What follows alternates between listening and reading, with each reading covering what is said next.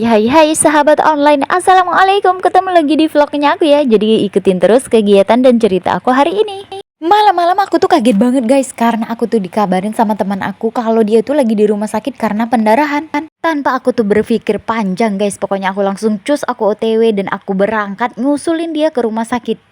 Sebelum dia pendarahan hebat ini guys, dia itu seminggu atau 2 minggu yang lalu juga udah flek-flek dan dia itu disuruh istirahat total. Oh my God. Tapi dia ini guys ngeyel banget karena berasa badannya itu gagal, karena emang dia ini hamil yang gak mual-mual, terus juga gak ngidam yang aneh-aneh dan juga gak pernah demam-demam. Makanya dia itu guys merasa gagah dan bisa kesana kesini kayak dia itu belum hamil guys. Sampainya di rumah sakit guys, aku tuh langsung tanya kronologi kejadian itu kayak gimana, dan akhirnya guys aku tuh marah-marah dan sempet dia guys sama dia karena dia itu naik motor. Makanya aku bilang mantep-mantep di rumah, terus istirahat, tiduran, gulingan. Terus dia jawab, tapi aku tuh sehat. Iya memang sehat, memang gak ada keluhan capek ataupun apa. Tapi kan kita nggak tahu guys, karena ibu hamil tuh ada yang benar-benar kandungan yang kuat, ada kandungan yang lemah. Nah dia ini tipenya kandungannya ini yang rentan guys, makanya harus tiduran, harus guling-guling, terus nggak boleh capek-capek, pokoknya harus tiduran, makan, mandi, udah gitu aja tugasnya.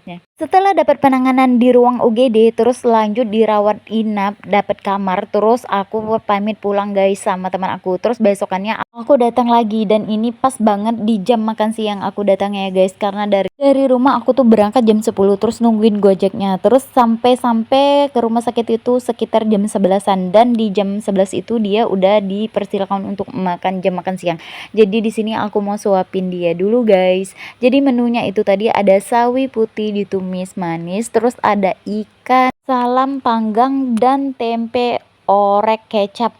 Pokoknya katanya dia itu enak makannya guys, alhamdulillah. Temen aku nih guys dari kecil sampai ke belum pernah namanya diinfus. Nah sekarang ini dia ngerasain guys rasanya diinfus, rasanya disuntik. Jadi dia itu bilang aduh sakit banget, baru ngerasain rasanya disuntik, rasanya diinfus. Pokoknya dia bilang mantap banget rasanya, karena seumur umur dia kecil sampai ke dia remaja itu nggak pernah sama sekali disuntik ataupun diinfus.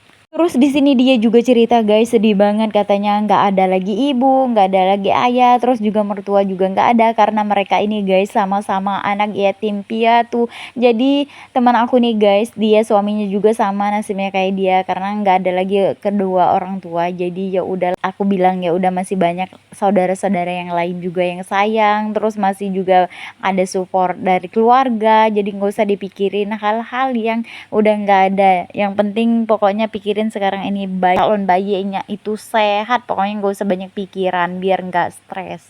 Terus lanjut di malamnya ini guys, dokternya datang dan alhamdulillah langsung dokter periksa, langsung USG ya guys, karena mau ngecek kandungannya guys, gimana calon bayinya ini sehat atau enggak, terus detak jantungnya lemah atau kuat, dan bayinya aktif enggak. Jadi semuanya diperiksa benar-benar teliti sama dokternya, dan dijelasin juga teliti sama dokternya guys. Keesokan harinya aku datang lagi guys untuk besuk dan menghibur dia biar semangat. Dan di sini aku ngajakin dia ketawa-ketawa guys, tapi dia marah karena perutnya itu kram sakit kalau diajakin ketawa guys. Jadi dia itu marah-marah sama aku.